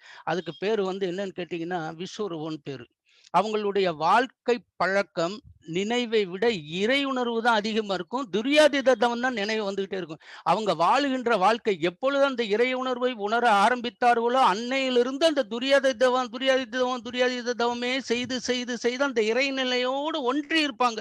அப்படிப்பட்ட இருப்பவங்க, அந்த விஸ்வரூப காட்சியில இருக்கக்கூடியவங்க, இறக்கும் தருவாயிலும் அவங்க வந்து அந்த துரியாதீத தவத்துல அந்த சுத்த வெளியினுடைய தன்மையை நினைச்சுக்கிட்டே இருப்பாங்க. வேற எந்தமே வாழ்க்கையில் நடந்த அத்தனை எண்ணங்களும் வராது. அந்த துரியாதீத எண்ணம் மட்டும் தான் வரும். அப்படி இருந்து இறந்தாங்க அப்படின்னா, அவங்க நேரா எங்க போயிருவாங்க? சாயுச்சியம் என்று சொல்லப்படுகின்ற இந்த நிலைக்கு போயிடுவாங்க. சுத்த வெளிக்கு போயிருவாங்க. சமாதி நிலை. சமம் பிளஸ் ஆதி நிலை அடைஞ்சிருவாங்க. அதுதான் அவங்களுக்கு வந்து ஜீவன் முக்தர்கள்னு பேரு. சிவலோக பதவி அடைந்து விட்டவர்களுடைய உண்மையான விளக்கம் இது. முழுமை பேறு மரணம் என்பது அதையும் நம்ம பார்க்கணும். முழுமை பேறு நம்ம சொல்றோம் இப்போ. பெர்ஃபெக்ஷன் முழுமை பேறு. என்ன முழுமை பேறுன்னா, மும்மலமும் அதாவது ஆணவம், கன்மம், மாயை ஒழித்து ஞானம் பெற்றவர்கள். ஞானம் பெற்றவர்கள்னா தெளிந்த அறிவு பெற்றவர்கள். மும்மலத்தையும் ஒழிச்சிருவாங்க. ஓஹோ! இது கூடாது நமக்கு. நம்ம வாழ்க்கைய நடத்திட்டு இறை உணர்வோடு நம்ம சென்றுகிட்டே இருக்கணுங்கும்போது, அவங்க எந்த நிலையில இருந்தாங்களோ, அந்த நிலையில பூரா கொஞ்சம் கொஞ்சமா அகற்றி வருவாங்க. குறிப்பா மும்மலங்களையும் ஒழித்து விடுவார்கள். தவம், அறம் ஆற்றி கருமையை தூய்மை பெற்றவர்கள். அவங்க வந்து மேக்ஸிமம் தவம், அறம் இது 2யும் ஆற்றி ஆற்றி கருமையத்த அதனுடைய வெயிட் இல்லாம 0 நிலையில் சுத்தமாக வைத்திருப்பவர்கள். அவங்க என்ன பண்ணுவாங்கன்னு கேட்டீங்கன்னா, அப்படிப்பட்டவங்க இறந்த உடனே அவங்க என்ன சொல்லுவாங்கன்னு கேட்டீங்கன்னா, பூமியினுடைய ஆகர்ஷண சக்தியை தாண்டி ஆகரண சக்தி எந்த இடம்னு கேட்டீங்கன்னா, அதுக்கு வந்து ஷாலோபியம்னு பேரு. Earth bound field. அதுக்கு ஷாலோபியம்னு பேரு. அந்த பூமி ஆகரண சக்தியை ஒட்டி இருக்கின்ற அந்த நிலைய தாண்டிருவாங்க. தாண்டி அடுத்த நிலையாகிய சாமீபத்தியும் தாண்டுவாங்க. சாமீபத்தியம் தாண்டி அதுக்கு அடுத்த நிலையாகிய சூரிய மண்டல பகுதி, அதாவது சன் ஃபேமிலி பவுண்ட் ஃபீல்டும்பாங்க. அதாவது பேரியக்க மண்டலம்னு வச்சுக்கோங்க. இது சக்திகளன்னு வச்சுக்கங்களேன். சக்திகளத்த தாண்டிருவாங்க. எப்படி தாண்டுவாங்க? முதல்ல வந்து சாலோபியங்கிறது எர்த் பவுண்ட் ஃபீல்ட தாண்டி, அதுக்கப்புறம் சூரிய மண்டல பகுதி, அந்த சூரிய குடும்பம் இருக்கு பார்த்தீங்களா? அதில ஒட்டி இருக்கக்கூடிய அந்த மண்டலத்த தாண்டுவாங்க. தாண்டிட்டு அதுக்கப்புறம் வந்து சக்திகளம் தாண்டுவாங்க. அதான் பேரியக்க மண்டலம். யுனிவர்சல் எனர்ஜி பவுண்ட் ஃபீல்டுன்னு பேரு. அந்த சக்தி மண்டலத்தையும் தாண்டுவாங்க. அதுக்கு வந்து ரூபியம், ஏன்னா அங்க ஒ ஏகப்பட்ட ரூபங்கள் இருப்பதால், எவ்வளவு பிளானட்ஸ் இருக்கு, எவ்வளவு கோடி கோடிக்கணக்கான ஸ்டார்ஸ் இருக்கு, அதெல்லாம் ரூபங்கள். அந்த ரூபியத்தை தாண்டுவாங்க. அந்த ரூபியத்தை தாண்டி அதிலேயே கொஞ்ச காலம் இருந்து கால நீள போக்கில் அவங்க சுத்த வெளி அடைவாங்க. அதுதான் வந்து முழுமை பேர் மரணம் அடைந்தவங்க. இந்த முழுமை பேர் மரணம் அடைந்தவங்க டைரக்டா அங்க போவாங்கன்னா அதுதான் இல்லை. சாமிஜிட்ட ஒருத்தர் கேட்டார். என்ன கேட்டா, ஒரு கேள்வி கேட்டாங்க சாமிஜிட்ட. என்ன கேட்டாங்கன்னா, ஐயா, ஒருத்தர் என் பக்கத்து வீட்டுல இருக்கிற, எனக்கு தெரிய எந்த துன்பமும் பண்ணல, எந்த கொடுமையும் பண்ணல, நிறைய புண்ணியங்கள் பண்ணியிருக்காரு, நிறைய செஞ்சிருக்காரு, அவர் என்னைக்குமே ஒரு மகான். அப்படிங்கும்போது அவர் எப்படி நேரா டைரக்டா போயிடுவார் அப்படின்னு? முடியாது, போக மாட்டாரும்பார். ஏன் காரணம்னு கேட்டீங்கன்னா, மேல சொல்ல அந்த ஜீவன் முக்தர்கள் நிலையை அவர் கடைபிடிச்சிருக்கணும். சாகும் தருவாயில் அவர் வந்து அந்த சுத்த வெளியவே நினைச்சுட்டு இருக்கோம். இன்னைக்கு பெரிய பெரிய ஃபேமிலியில ரொம்ப இறைவனருக்கு பெரிய மூத்தவர் வயதானவன்களாம் 100 வயசை தாண்டிட்டாங்கன்னா, அவங்கெல்லாம் கையில வந்து அந்த மணியை வச்சுக்கிட்டு அந்த இறைநிலையவே எண்ணிக்கிட்டே இருப்பாங்க. அப்படியே சாகும்போது தான் அவங்க ஜீவன் முக்தராங்க, அந்த நிலை அடைவார்கள்னு அதுக்கு விளக்கம் கொடுப்பாரு. அது வந்து நம்ம ஜீவ சமாதிக்கு போறோம். இதை கொஞ்சம் நல்லா புரிஞ்சுக்கணும். சில பேர் என்ன பண்றாங்கன்னா, ஜீவ சமாதி அடைந்து விட்டேன்னு இன்றைய நிலையில சொல்றாங்க. அதுக்கு மகரிஷி விளக்கம் கொடுக்குறாரு பாருங்க. இப்ப உண்மையிலேயே ஜீவ சமாதி என்று அழைக்கப்படும் நிலை என்ன? உண்மை நிலை. அதுக்கு மகரிஷி அவர்கள் கொடுக்கின்ற விளக்கம், விந்துவை போதிய அளவு கெட்டி செய்து விட்டால் உடலிலிருந்து உயிர் பிரியாமலேயே அதை உடலிலேயே நிலைத்து வைத்து செய்ய முடியும். அதை உடலிலேயே நிலைத்து வைத்து செய்ய முடியும்னா என்னன்னா, சுவரச் செய்தலும்பாங்க. அதாவது விந்துவை கெட்டிப்படுத்திட்டோம்னா உடலிலிருந்து என்ன, அது விந்து போகாது. நல்ல விந்துவை வந்து கெட்டிப்படுத்திட்டீங்கன்னு வச்சுங்க, அது எந்த வழியிலையும் போகாது இல்லையா? உங்களுக்கு நீர்த்து போனாலோ இல்ல செமிசாலிடாவோ இல்ல ஃப்ளூயிடாவோ இருந்தா தானே போகும். கெட்டி பண்ணிட்டீங்கன்னா அதுக்கு தான் அந்த மந்திரங்கள். அதுக்கு தான் நான் போன கிளாஸ்ல சொன்னேன். அந்த 10வது வாயுவை, தனஞ்சயன் வாயுவை கொண்டுட்டு போய் தன்னுடைய சிரசில் இருக்கின்ற பீனியல் பாடியோடு அதை இணைத்து அந்த மந்திரத்தை சொல்லி அதெல்லாம் பண்ணி அந்த விந்துவை அப்படியே என்ன பண்ணுங்க, போகா புனல் என்று சொல்லப்படும் சித்த ரகசியனுடைய 3வது நிலையிலிருந்து அந்த விந்துவை கெட்டி செய்து விடுவார்கள். அப்படி கெட்டி செய்து விட்டால் அவர் என்ன பண்ணுவாங்கன்னா, அதுல உடல்ல இருந்து பிரியாம அந்த உயிரை உடலேயே தங்க வைத்து விட முடியும். அத நல்லா பார்த்துக்குங்க. அதுக்கப்புறம் அப்படி செஞ்சுட்டாங்க அப்படின்னா, உலக வாழ்க்கை வாழ்ந்தது போதும், இனி தேவையில்லை என்று சொன்னால் மன இயக்கத்தை நிறுத்தி விடுவார்கள். அப்படி மன இயக்கத்தை நிறுத்தின உடனே அடுத்தது என்ன பண்ணுவாங்கன்னு கேட்டீங்கன்னா, கொஞ்சம் காலம் கழிச்சு உடல் இயக்கையே நிறுத்திட்டாங்கன்னா, 2 நின்னு போச்சுன்னா, அந்த உயிர் உடலிலிருந்து பிரியாது. அது உடலிலேயே தங்கி விடுங்கிறாரு. அப்படி உடலிலேயே தங்கிவிட்ட நிலை அடைந்தவர்கள் தான் ஜீவ சமாதி அடைந்தவர்கள். இதுதான் மரணமில்லா பெருவாழ்வுங்கிறது சுருக்கமா சொல்லிட்டேன். இத நம்ம இன்னும் பேசணும்னா நெறைய பேசலாம். விளக்கம் எக்கச்சக்கமா குடுக்கலாம் சித்தர்களுடைய அந்த 3 சித்த ரகசியம் என்று சொல்லப்படுகின்ற அந்த ரகசியத்தெல்லாம் உள்ள கொண்டு வரணும். அது எப்படி பண்றாங்க, வைக்கிறாங்கன்னு. நம்ம வந்து இப்ப சிம்பிளா பார்த்துட்டோம். இந்த அளவுக்கு போதும் அது. அதனால இந்த ஜீவ சமாதி அல்லது மரணமில்லா பெருவாழ்வு என்பது இதுதான் உண்மையான நிலை. இன்னைக்கு இருக்கிறவங்கலாம் என்ன பண்றாங்கன்னு கேட்டீங்கன்னா, இந்த ஆன்மீகத்தில இருந்து எப்படியோ எல்லா மும்மலமும் கழித்தார்களோ, இல்ல எல்லாம் அறம், தவம் ஆற்றினார்களோ, அதெல்லாம் வேற விஷயம். ஆற்றியிருப்பாங்கன்னு வைங்களேன். அவங்க சீடர்கள கூப்பிட்டு என்ன செய்வாங்க, குழிய வெட்டி, நான் இந்த நாள் உள்ள உட்காந்துர்றேன். நீங்க வந்து உயிரோட, நல்லா கவனிக்கணும், உயிரோட உட்காந்துர்றேன். நீங்க வந்து பலகைய மூடி என்னைய சமாதி பண்ணிருங்கம்பாங்க. இத வந்து அவங்க ஜீவ சமாதின்னு எழுதி வச்சிருப்பாங்க. நெறைய அப்படி இருக்கு. ஆனா மகரிஷி சொல்றாரு, இது ஜீவ சமாதி கிடையாது. இது கௌரவமான தற்கொலைம்பாரு இந்த நிலைய. அதனால ஜீவ சமாதி எங்கு எங்கு உண்மையான நிலை இருக்கிறதோ அங்கதான் வைப்ரேஷன் ரொம்ப நல்லா இருக்கும். அதுக்குத்தான் இந்த வார்த்தையை சொல்றேன் நான். அதனால என்ன பண்ணுன்னு கேட்டீங்கன்னா, அதுவும் நமது மகான்கள் வந்து இந்த சித்தர்கள் மகான்கள்லாம் சமுதாய நலன் கருதி தான் உங்களுக்கு ஜீவ சமாதி அடையறாங்க. அதை நல்லா பார்த்துக்கணும். இந்த ஜீவன் முக்தர்கள் முழுமை பேறு மரணம் எல்லாம் வந்து டைரக்டா அங்க போயிடுறாங்க. ஆனா ஜீவ சமாதி அடைபவர்கள் ஏன் அடையணும்? ஏன் அவங்களும் இந்த டைரக்டா சுத்தவெளி போய் இறைவனோடு அப்படியே ஐக்கியமாயி சமாதி நிலை அடைஞ்சிடலாம்ல? அடையல. காரணம் என்னன்னு கேட்டீங்கன்னா, இந்த ஜீவ சமாதி அடைந்தவர் தான் சமுதாய நலத்தினுடைய அந்த நன்மையை கருதி அதுல அதுல இவங்க ஜீவ சமாதி அடைந்து மரணமில்லா பெருவாழ்வு என்ற நிலையை கையில் கொண்டு அதன் மூலியமாக தன்னுடைய அதிர்வு என்று சொல்லப்படுகின்ற அந்த வைப்ரேஷனை கொடுத்து கொண்டே இருந்து மக்களினுடைய துன்பங்களை அவர்கள் வாழ்க்கை நல்ல முறையில் வாழ்வதற்கு அவர்களுடைய ஆன்மா தூய்மை அடைவதற்கு பாடுபடுகிறார்கள். அப்படிப்பட்ட நிலையில தான் இந்த ஜீவசமாதி நிலை. இது ரொம்ப முக்கியமானது. ஏன்னா சமுதாய நலன் கருதி சமுதாயத்தில் உள்ள மக்கள் எவ்வித துன்பமும் இல்லாமல் நல்லாக மன நிம்மதியுடன் உடல் நலமும் மனவளமும் உயிர் வளமும் பெற்று வாழ வேண்டும் என்ற ஒரு நோக்கத்திற்காக ஜீவசமாதி அடைவர்கள்.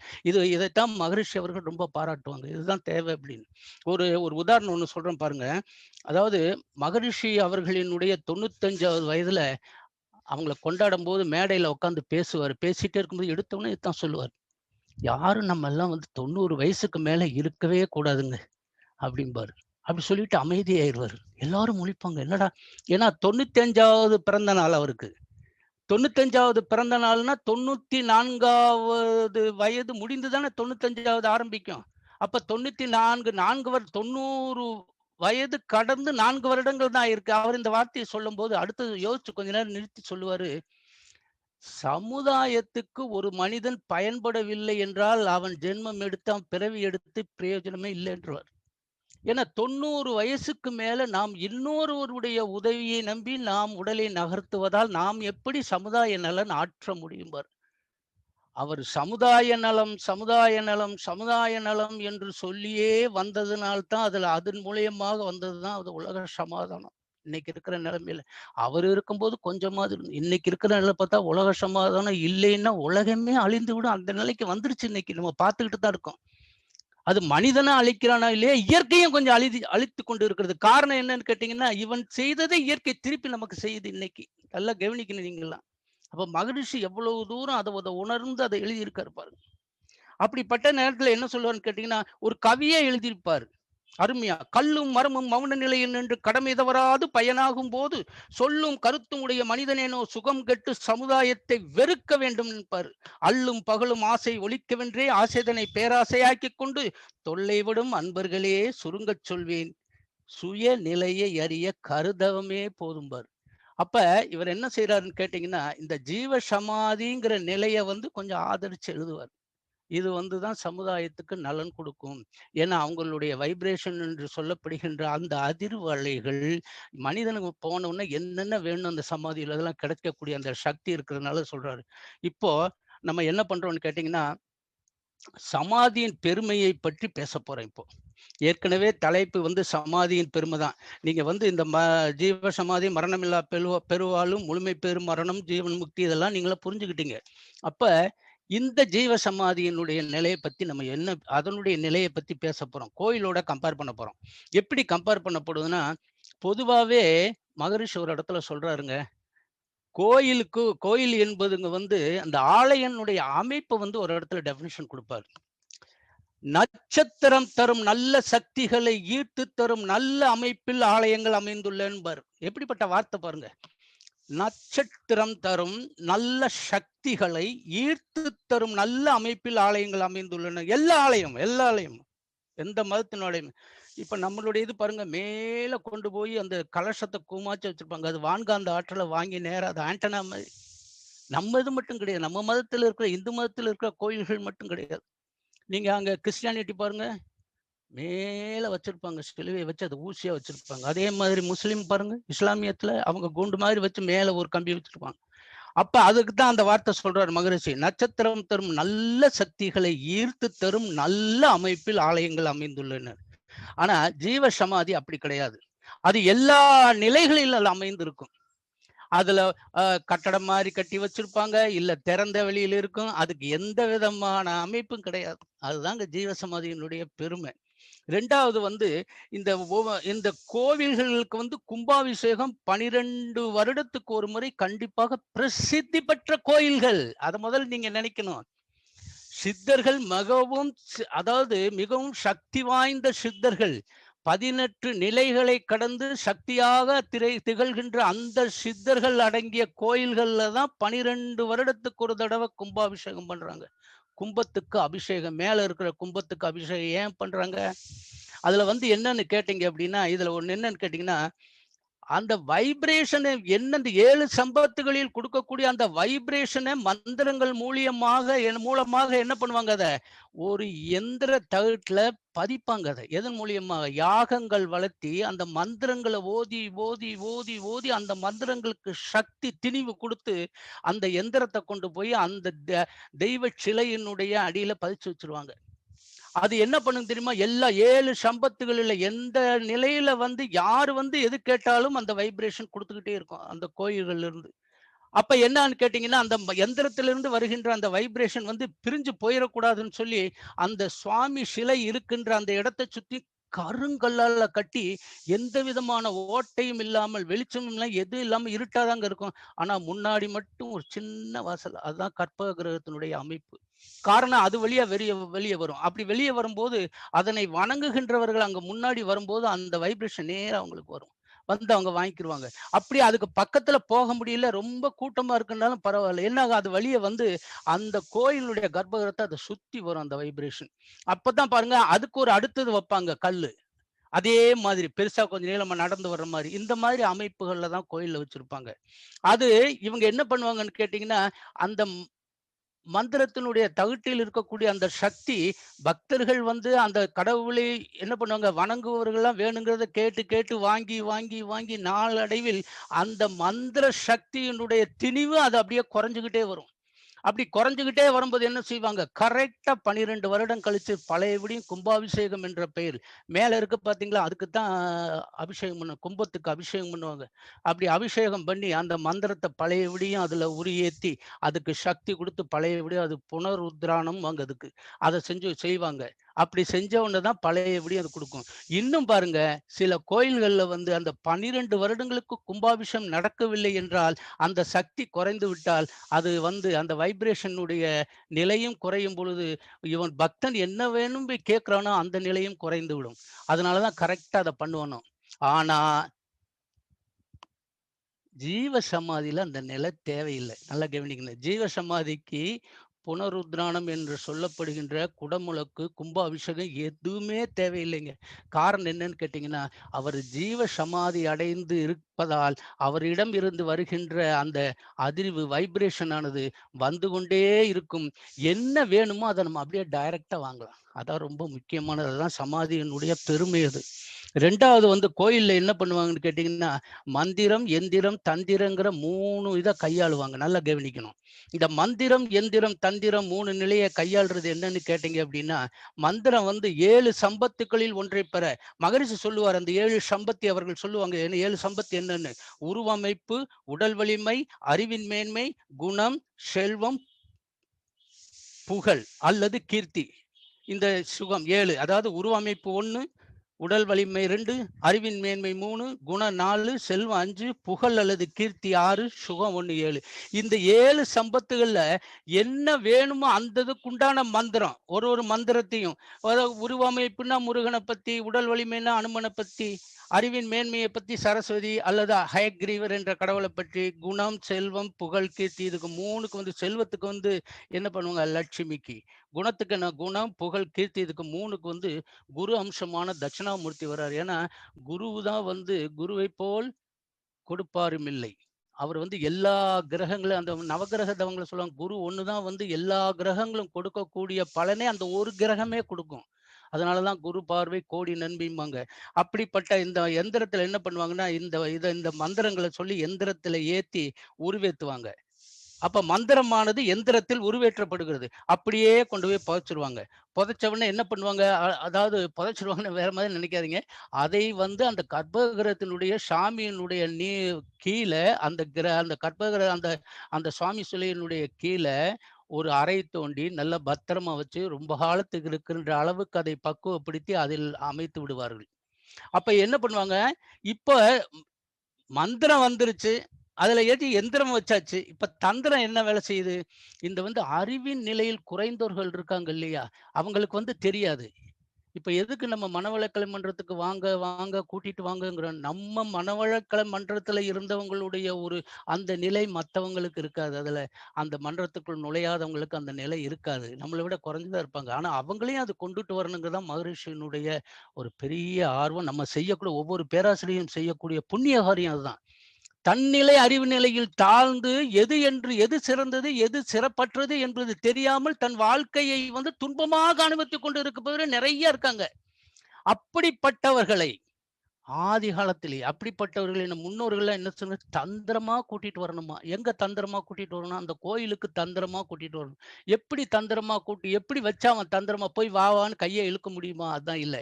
ஐம்புலன்களை கவரக்கூடிய அத்தனை விஷயங்களையும் அந்த இடத்தில் வைத்தால் அவன் அந்த ஐம்புலன்கள் வழியாக அது போய் அவனை ஈர்த்து அங்க கொண்டு வந்து நிறுத்தி விடும். அங்க போய் பாருங்க. ஒரு விழா வச்சாங்க அப்படின்னா நல்ல வெளிச்சம் லைட் ஹீட் எல்லாம் போட்டு அது கண்ணை ஈர்க்கும். என்னமா நடக்குது போலாம் அப்படின்னு சொல்லிட்டு. காதுக்கு நல்ல மந்திரங்களையும் அதுகளையும் அந்த இதுல ஓதுவாங்க அந்த ஸ்பீக்கர்ல. அப்ப காதுக்கு வாசனை திரவியங்கள் மலர் மாலைகள் அந்த பன்னீர் அதெல்லாம் வச்சு பார்த்தீங்கன்னா அந்த வாசனைகள்லாம் அவனை இழுக்க ஆரம்பிச்சிடும். அதே நேரத்துல என்ன பண்ணுவாங்க, அவனுக்கு வேணுங்கிற உணவை சமைச்சு அந்த என்ன சொல்லுவாங்க, அது தெய்வ பிரசாதம் சொல்லிட்டு அதை கொடுப்பாங்க வாய்க்கு. உடல் வலிமைக்கு என்ன செய்வாங்க, உடல் வலி அதாவது தொடு உணவுக்கு அங்க போனோம்னா சந்தனங்கள் அதெல்லாம் பூசி அந்த உடல் குளிர்ச்சி அடைய செய்து அவன் நல்ல நிலையில் இருக்கிற மாதிரி அந்த தொடு உணர்வு புலனை கொண்டு வருவாங்க. இப்படி ஐம்புலன்களுக்கும் அவனை கவர்ச்சி பண்ற மாதிரி கொடுத்து அவனை கோயிலுக்குள் வர சொல்லி அவனை அறியாமலே அவனுக்கு வேணுகின்ற அந்த வைப்ரேஷனை கொடுத்து அவனை வாழ்க்கையை நல்ல முறையில் ஆக்கக்கூடிய அந்த சக்தி உண்டான நிலையை செய்வது தந்திரம். அதனாலதான் மகரிஷி ஒரு இடத்துல ஒரு தனியா ஒரு சாப்டர் ஒரு புக்கே எழுதியிருக்காரு. மந்திரம் எந்திரம் தந்திரம் சொல்லிட்டு. இப்படிப்பட்ட இந்த நிலைகள் ஜீவ சமாதிக்கு எதுவுமே இல்லை. எந்த மந்திரம் இருக்கு. அது யார் சொல்லணும்? ஏற்கனவே அவருடைய மந்திரங்களை அவர் சொல்லி சொல்லி சொல்லி சொல்லி அவருடைய உடல் உயிரை விடாமல் அந்த உடலிலேயே சுவர்க்க செய்து அவர் எப்படி இறைநிலை உணர்வதற்கு எத்தனை மந்திரங்களை உச்சரித்துக் கொண்டிருக்கிறாரோ அந்த உணர்வுகள் பூரா அந்த வைப்ரேஷன் வழியா வெளியே வந்துகிட்டே இருக்கும். அவருக்கு எந்த காலமும் நிற்காது. அதுதான் ஜீவ சமாதியினுடைய பெருமை. முதல்ல புரிஞ்சுக்கணும் நம்ம. அது பாட்டுக்கு இருந்துகிட்டே இருக்கும், வந்துகிட்டே இருக்கும். அதை திருப்பி நம்ம அதை புதுப்பிக்கணுங்கிற அவசியமே கிடையாது. ஜீவ சமாதி எந்த நிலையில இருந்தாலும் இந்த சக்தி கொடுத்துக்கிட்டே இருக்கும், அருமையா கொடுத்துக்கிட்டே இருக்கும். அப்ப என்ன பண்ணணும்னு கேட்டீங்கன்னா, அது நீங்க அதாவது வான்காந்த ஆற்றலை ஈர்க்கின்ற விதத்தில் அமைத்தாலும் சரி, அமைக்க விட்டாலும் சரி, அந்த வைப்ரேஷனுக்கு வான்காந்த ஆற்றல் நேரடியாக வந்து கொண்டே இருக்கும்.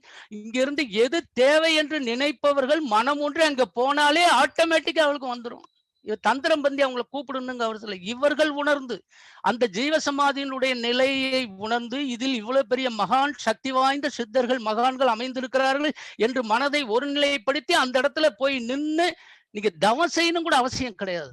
போய் நின்று கொஞ்ச நேரம் அப்படி மனசை ஒன்றி ஏதோ ஒண்ணு உங்களை அறியாமல் என்ன கேட்கறீங்களோ அதை கொடுக்கக்கூடியது. அல்லது நீங்க எதுவுமே கேட்கலைனாலும் உங்களுக்கு என்ன தேவையோ அதையும் கொடுக்கக்கூடிய சக்தி அந்த ஜீவ சமாதிக்கு உண்டு. அதை முதல்ல புரிஞ்சுக்கணும் நீங்க. அதான் ரொம்ப முக்கியம். அப்ப இந்த இடத்துல எந்திரமும் தேவையில்லை, மந்திரமும் தேவையில்லை, தந்திரமும் தேவையில்லை. ஜீவ சமாதியினுடைய பெருமை இதுலதான் இருக்கு. நேரா போய் நில்லுங்க, வேணுங்கிறத வாங்கிட்டு வா. இன்னைக்கு இருக்கிற பெரிய கோயில்கள் பாருங்க. இன்னைக்கு தமிழ்நாடு எடுத்துக்குங்க, தென் தமிழகத்தை எடுத்துக்கங்க, இல்லை இந்தியாவில் எடுத்துக்குங்க. எவ்வளவு பெரிய கோயில், சக்தி வாய்ந்த கோயிலா இருந்தாலும் அதில் இருக்கின்ற அந்த மந்திரங்களை உருவேற்றி வைத்திருக்கின்ற அந்த எந்திரங்களிலிருந்து வந்தாலும் வராவிட்டாலும் அதில் அடக்கமாயிருக்கின்ற சக்தி வாய்ந்த சித்தர்கள் மகான்களுடைய அந்த வைப்ரேஷன் வந்து கொண்டே இருக்கும் பொழுது அந்த ஸ்தானத்தில் கால் வைத்த உடனே அவர்களை பற்றி கொள்ள வேணுங்கிறதை கொடுத்துடும். அதான் ரொம்ப முக்கியம். இதுக்கு ஒரு நிகழ்வு கூட சொல்லலாம். சுப்பிரமணிய புஜங்கம் என்ற ஒரு ஸ்லோகம் இருக்கு. ஆதிசங்கரர் 7ஆம் நூற்றாண்டுல எழுதின அது ஒரு கவிதை வரலாறு அருமையா இருக்கும். அவருக்கு உடல் வெப்ப நோய் வந்துடும். சூழ்ச்சி பண்ணிடுவாங்க ஒரு போட்டியில. ரொம்ப சின்ன வயசு. அந்த இதுல சின்ன பையன் என்னை வென்று விட்டானேன்னு சொல்லி அந்த எதிராளிகள்லாம் சேர்ந்து இவருக்கு சூனியம் வச்சிருவாங்க. அது முடியவே முடியாது, தீரவே தீராது. கடைசியில கோகர்ண மலையில நின்னு அவருக்கு ஒரு ஞானம் பிறக்கும், ஞானோதயம் பிறக்கும். நீ நேரா ஜெயந்திபுரம் என்று சொல்லப்படுகின்ற, அந்த காலத்துல ஜெயந்திபுரம்னா இப்போ வந்து திருச்செந்தூர், அங்க போ. அங்க வந்து பக்தி மார்க்கத்துல வந்து என்ன சொல்றாங்க, முருகன் வந்து சூரபத்மனை அழித்து அமைதியாக சந்தோஷமா இருக்கிறான். நீ அங்க போய் பாரு, உன்னுடைய உடம்பு எல்லாமே அமைதியாயிடும், நல்லாயிடும், கால் வச்ச உடனே சரியா போயிடும். அப்பதான் அவர் என்ன பண்றாருன்னு கேட்டீங்கன்னா, அந்த அருமையை பார்த்து 33 பாடல்கள் பாடுகிறார். சுப்பிரமணிய புஜங்கன்னு பேரு. புஜங்கன்னா பாம்பு. அந்த பாம்பு அந்த மலர கவ்வி போகும்போது அந்த கர்ப்பத்துல சுப்பிரமணிய சுவாமிகள் அப்படியே வளைஞ்சு ஆடும், அவ்வளவு பாம்பினால. புரியுதுங்களா? அது ஒரு பாடல் இருக்கு. அந்த மாதிரி கால் வைத்த உடனே அந்த பவரை நாம் உணரலாம். ना जानामि शब्दम ना जानामि शार्दम ना जानामि बद्यम ना जानामि गद्यम शिदेगा षडास्य आकृति त्योदोदेमि मुहांद निसरंदे क्रशाभिशिद्रम मयूराधिरूढ़ महावाक्य कूडम मनोहारि देहम मगशित्य गेहम मगी देव देवम महादेव बालम भजे लोग बालम यदाब्देश तरंगालयम यान्ति तुंगा तदे वापतव सन्निधव सेवदामि ईदी मोर मिमग्दिर इंद्रुनाम दर्शयन्दम सदा भाविये कृत सरोजे गुहामदम. இது வந்து சுப்பிரமணிய புஜங்கத்தினுடைய அருமையான 3 பாடல். அந்த பொருள் கேட்டீங்கன்னா அவ்வளவு அழகா இருக்கும். வாழ்க வளமுடன். அப்ப இந்த நிலையில வந்து அவங்களுக்கு தேவையில்லை. எதுக்கு? அந்த சித்தர்கள் சமாதிக்கு இந்த நிலை தேவையில்லை. எப்பவும் கொடுத்துக்கிட்டே இருக்கக்கூடிய ஒரு இது உங்களுக்கு. அதனால அது வந்து என்னன்னு கேட்டீங்கன்னா, சிலை வடிவில் வந்து அடியில் இருக்கிற மந்திர அந்த எந்திரத்தில் இருந்து வரும் அதிர்வலைகளை காட்டிலும் ஜீவ சமாதிகளில் இருந்து வரும் அதிர்வலைகள் நேரடித்தன்மை பெற்றவை. நம்ம சொல்றோம் லைவ் டெலிகாஸ்ட்னு. அதாவது அந்த கோயில்கள்ல இருக்கக்கூடிய அந்த எந்திரத்தில் இருக்கிற மந்திரங்கள் இன்னொருவர்கள் சொல்லி சொல்லி சொல்லி சொல்லி சொல்லி அதுக்கு உருவேற்றி அதன் மூலியமாக அந்த வைப்ரேஷன்ல வந்துகிட்டு இருக்கிறது நல்லா கவனிக்கணும். ஆனா ஜீவ சமாதிகள் அப்படி கிடையாது. Live telecast. நீங்க போய் நின்னவுடனே நேரடியா அந்த வைப்ரேஷன் உங்களுக்கு வரும். அதுதான் ஜீவ சமாதியினுடைய, கோயிலை காட்டிலும் ஜீவ சமாதியினுடைய பெருமை மிக அதிகம். என்ன வேணுங்கிறீங்களோ அப்பவே அந்த நிலையிலே அந்த சனமே. எப்படி அந்த சிந்தாமணி மந்திரம்ங்கிற அந்த வந்து நினைத்த மாத்திரத்தில் இது கொடுத்திருக்கிறதோ அந்த ஹர்ஷவர்தன மன்னனுக்கு, அதே மாதிரி அங்க போய் நின்ன உடனே உங்களை அதை வந்து மனம் ஒன்றி நீங்கள் நின்ன உடனே அந்த நீங்கள் நினைக்கின்ற அந்த நிகழ்வு நடக்கும். கண்டிப்பா நடக்கும். அதான் சொல்லுவாரு, நீங்க நினைப்பது மந்திரத்தில் நினைப்பது உங்களுக்கு அரூபமானாலும் அது வந்து பிரபஞ்சம் வந்து அது உங்களுக்கு ஸ்தூல வடிவில் குடிக்கணும். ஸ்தூல வடிவம்னா உருவம் வடிவில். எனக்கு செல்வம் வேணும் செல்வம் வேணும் நீங்க கேட்கும் போது அங்க செல்வம் இல்லை, அரூபமா உங்களுக்கு கண்ணுக்கு தெரியல. ஆனா ஸ்தூல வடிவமா வருங்கும்போது செல்வம் வரும் வீட தேடி. அப்படிப்பட்ட நிலைமை தான். அதுதான் மறைபொருளான மந்திரத்தை மனது ஒன்றி அதை வேண்டும் பொழுது அந்த பிரபஞ்சமானது அந்த மந்திரத்தினுடைய அறிவுமான நிலையிலிருந்து உங்களுக்கு ஸ்தூபமான நிலையில் அதை கொடுக்கக்கூடிய சக்தி அந்த சமாதிக்கு உண்டும்பார். அதை முதல்ல புரிஞ்சுக்கணும். இன்னைக்கு நேரடியா லைவ் டெலிகாஸ்ட். அது பல கோயில்கள்ல வந்து சித்தர்கள் வந்து சக்தி வாய்ந்த சித்தர்கள் அடங்கி உள்ளதால தாங்க உங்களுக்கு வந்து அந்த போன நினைச்சவனே அந்த காரியங்கள் நடக்குது. அதுல முக்கியமானது வந்து திருப்பதியில் அமைந்திருக்கிற யாரு கொங்கண சித்தருடைய சமாதி. அங்க யாருமே தெரியாது கொங்கண சித்தர். அந்த கொங்கண சித்தர் யாருகிட்ட அனுபவம் பெற்றார் தெரியுமா? சாதாரண ஒரு வீட்டினுடைய நம்ம ஹவுஸ் ஒய்ஃப் அப்படின்னு சொல்றாங்களே, அந்த மாதிரி ஒரு பெண்மணியிட்ட பெற்ற ஒரு அனுபவம். அவர் மூலியமாக அந்த பெண்மணி கொடுத்த ஒரு அறிமுகத்தின் மூலமாக ஒரு ஆட்டு ஆட்டை கொன்று அந்த ஆட்டு இறைச்சி விற்பவனிடம் சென்று அவர் பெற்ற அந்த அனுபவம். இந்த 2 அனுபவம் தான் அவரை பெரிய மகானாக்கி நேரா போய் எங்க நம்ம திருப்பதியில உட்கார்ந்து அடைக்கலமானார். அந்த அப்படியே அடைக்கலம் ஆயிட்டார். அதுல அப்படியே ஜீவசமாதி ஆயிட்டார். அவருடைய வைப்ரேஷன் தான் இன்னைக்கு பாருங்க கொட்டுன்னு கொட்டிட்டு இருக்கு. என்ன மாதிரி எல்லாத்துலயும் என்ன வேணும் உங்களுக்கு? அவருடைய அப்படிப்பட்ட அந்த கொங்கண சித்தர் சமாதி அவர் பெற்ற அந்த அந்த பெண்மையிடம் ஹவுஸ் ஒய்ஃப் என்று சொல்லப்படுகின்ற சாதாரண பெண்மணியிடம் பெற்ற அந்த அனுபவம், அந்த ஆட்டு இறைச்சி கடைக்காரன் பூட்சர் பாங்கத்தில் அவர்களிடம் பெற்ற அனுபவம், இந்த 2 அனுபவம் என்ன பெற்றாரு, எப்படி பெற்றாரு அந்த கொங்கண சித்தர், அதை நம்ம ஒரு நாள் பார்க்கலாம். தெரிய வேண்டிய சித்தர் வரலாறு அது. ரொம்ப முக்கியமான வரலாறு. அந்த மாதிரி 2, 3 சித்தர்கள் இருக்காங்க. வாழ்க வளமுடன். இப்போ இப்படிப்பட்ட இந்த சித்தர் சமாதியில வந்து நம்ம என்ன பண்றோம்னு கேட்டீங்க அப்படின்னா, ஒரே இத வந்து எந்தெந்த சித்தர்கள் எங்கெங்க அமைந்திருக்காருங்கிறத நான் சொல்லப் போறேன். நீங்க என்ன பண்ணணும்னு கேட்டீங்கன்னா, முடிந்தால் ஆனா ஐயா வந்து நம்ம இத வந்து அப்படியே ரெக்கார்டிங் பண்ணுவாரு. ரெக்கார்டிங்ல எடுத்துக்கலாம். இருந்தாலும் நீங்க கவனமா கேட்டு நீங்க அத இது பண்ணும்போது உங்களுக்கு நல்லா இருக்கும்னு நெனைக்கிறேன். எந்தெந்த சித்தர்கள் அதாவது ஒரு பாடல் இருக்கு. என்னன்னு கேட்டீங்கன்னா, நெற்கட்டல் செவல் மன்னர் புலித்தேவன்ங்கிற அந்த மன்னன் பேரு. அவன் காலத்துல ஒரு ஓலைச்சுவடி ஒண்ணு எடுத்தாங்களாம். அதுல எந்தெந்த சித்தர்கள் எந்தெந்த இடத்துல அடங்கி இருக்காங்கன்னு சொல்லி ஒரு பாட்டே இருக்கு. பாருங்க. ஆதி காலத்தில் தில்லை திருமூலர், அழகர் மலையில் ராமுத்தேவர், அனந்த சயன கும்பமணி, திருப்பதி கொங்கணர், கமலமுனி ஆரூர், ஜோதி அரங்க சட்டைமுனி, கருவை கருவூரார், சுந்தரானந்தர் கூடல், சொல்லும் எட்டக்குடியில் வான்மீகரோடு நட்காசி நந்திதேவர், தென்காசி நந்திதேவர், பாதி ஹரிசங்கரன் கோவில் பாம்பாட்டி, பழனிமலை போகநாதர், திருப்பரங்குன்றமதில் மச்சமுனி, பொய்ப்பூர் கோரக்கர், பதஞ்சலி ராமேஸ்வரம், ஜோதி வைத்தீஸ்வரன் கோயில் தன்வந்திரி, திகழ்மாயூரம் குதம்பையர், சித்தருணையூர் இடைக்காடர் சமாதியைச் சேர்ந்தனரை நம்மை காக்கவே நம்மை காக்கவே நம்மை காக்கவே. அந்த பாட்டினுடைய பொருள். இத்தனை சித்தர்கள் இந்த இடத்துல அடங்கியிருக்காங்க. எதுக்கு அடங்குனாங்க? நம்மை காப்பதற்காக. நம்மை காப்பதா மனிதனுடைய அந்த வாழ்க்கை முறையில் ஏற்படுகின்ற அந்த துன்பங்களை களைத்து மனிதனை காத்து அவன் வாழ்க்கை நோக்கத்தை அடைய வேண்டும் என்பதற்காகவே இத்தனை சித்தர்கள் அந்த இடத்துல அமைஞ்சிருக்காங்களே இந்த பாட்டினுடைய அர்த்தம்.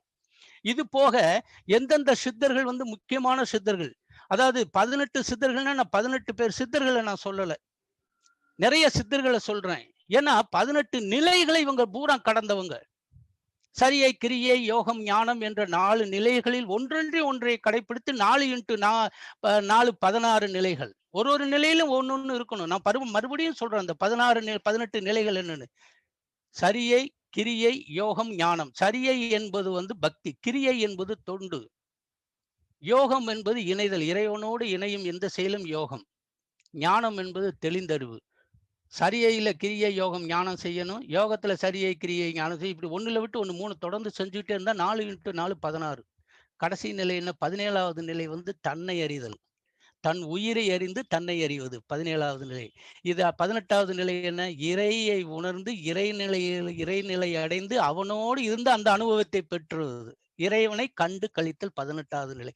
இந்த 18 நிலைகளையும் கடந்தவர்கள் தான் சக்தி வாய்ந்த சித்தர்கள். அவர்கள்லாம் எங்கெங்க அடங்கி இருக்காங்கிறது இப்ப நான் சொல்றேன், கொஞ்சம் கேட்டுக்குங்க. ஒரு 5 நிமிஷம் ஐயா, ஒரு 5 நிமிஷம் தொடரலாம் ஐயா? வாழ்க வளமுடன் ஐயா. பண்ணுங்கய்யா. வாழ்க வளமுடன். ஒரு 5 நிமிஷம் தொடரலாமா? இதை மட்டும் சொல்லி முடிச்சிட்டுமா? எடுத்துக்கோங்கய்யா. வாழ்க வளமுடன்.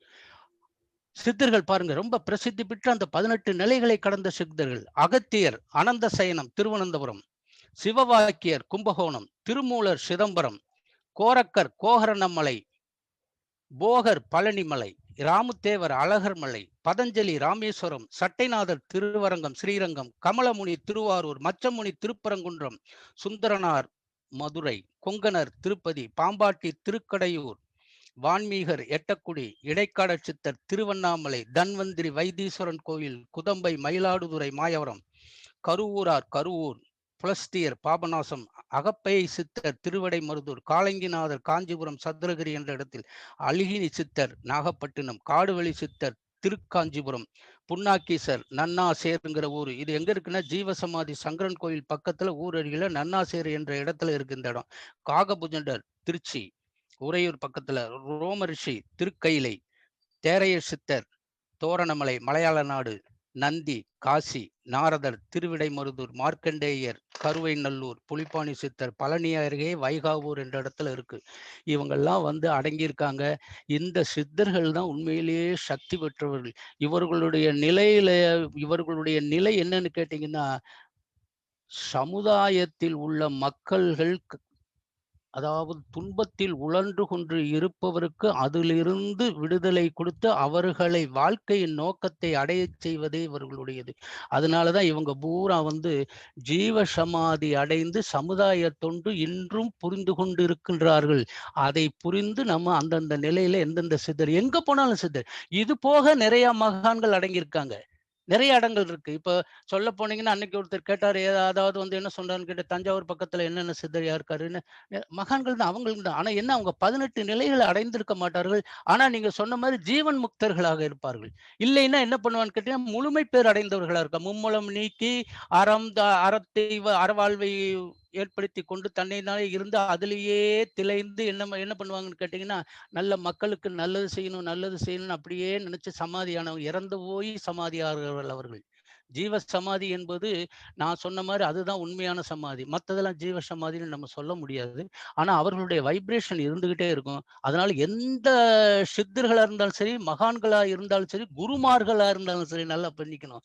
ஏன்னா சித்தர்கள், மகான்கள், குருமார்கள் அது மத குருமார்களா இருந்தாலும் சரி, யோகிகளா இருந்தாலும் சரி, ஞானிகளா இருந்தாலும் சரி, ரிஷிகளா இருந்தாலும் சரி, முனிவர்களா இருந்தாலும் சரி, எந்த சமாதியிலையும் நம்ம போய் அந்த இடத்துல உட்கார்ந்தா அந்த சிந்தாமணி மந்திரம் என்று பதஞ்சலி முனிவர் எழுதி வைத்திருக்கின்ற அந்த முறைப்படி என்று சொல்லப்படுகின்ற ஒரு பிணத்தின் மீது அமர்ந்து என்ன சொல்லுகிறோமோ அது சக்சஸ் ஆகாது, உடனே பலிதமாகும் அப்படிங்கிற அந்த நிலையில எந்த இது வேணாலும் செய்யலாம். நம்ம அந்த சிந்தாமணி மந்திரத்தை தான் நம்ம சொல்லணும்னு இல்லை. அதுக்கு மேல எந்த இதுவும் சொல்லலாம். மேக்சிமம் என்ன மகரிஷி எழுதி கொடுத்த அந்த சுய சங்கல்பம் இருக்கு பாத்தீங்களா, தன் வாழ்த்து, அது பெரிய பயங்கரமான மந்திரம். அதை கூட நீங்க சொல்லலாம். அதுல எல்லாமே அடங்கியிருக்கு. எல்லாமே அடங்கியிருக்கு. அவர் சொல்லுகின்ற அந்த வாழ்த்து இருக்கு பார்த்தீங்களா, அந்த வாழ்த்திலேயே ஏகப்பட்ட விஷயங்கள் அடங்கியிருக்கு. அதனால நான் இன்னொன்னு சொல்றேன் என்னன்னு கேட்டீங்கன்னா, ஒரு கடைசியா ஒரு வரி. எந்த மந்திரமும் நல்ல மந்திரம் என்பது அந்த பிரபஞ்சம் ஏற்றுக்கொள்ளும். அதாவது ஒரு சொல்லை சீரான கதியில் சொல்லிக்கொண்டே இருக்கும் பொழுது, அந்த சொல்லின் ஒளி அதிர்வானது சொல்லுபவரின் உயிரையும் உடலையும் காக்கும் கவசமாக மாறுகின்றது என்பதுதான் மந்திரத்தினுடைய தத்துவம். அது எந்த சொல்லா இருந்தாலும் சரி. பிரபஞ்சத்தை 3 பிரபஞ்சம் கேட்கணும்னா ஒரு 3 விஷயத்துல கேட்கும். ஆற்றல், அலைவரிசை, அதிர்வு. இந்த 4 தான் கேட்கும். அலை வடிவத்துல எப்படி சொல்றாரு பாருங்க மகரிஷி ஒரு இடத்துல சொல்லுவார். அரூபமான, எல்லையற்ற இறையாற்றலினுடைய அலை வடிவமான இயக்கங்கள் அனைத்தும் உருப்பொருள் தோற்றங்களில் சிறப்பான மனித இனத்தினுடைய கருமையத்தில் அடங்கி உள்ளன என்றுவார். நல்லா கவனிக்கணும்.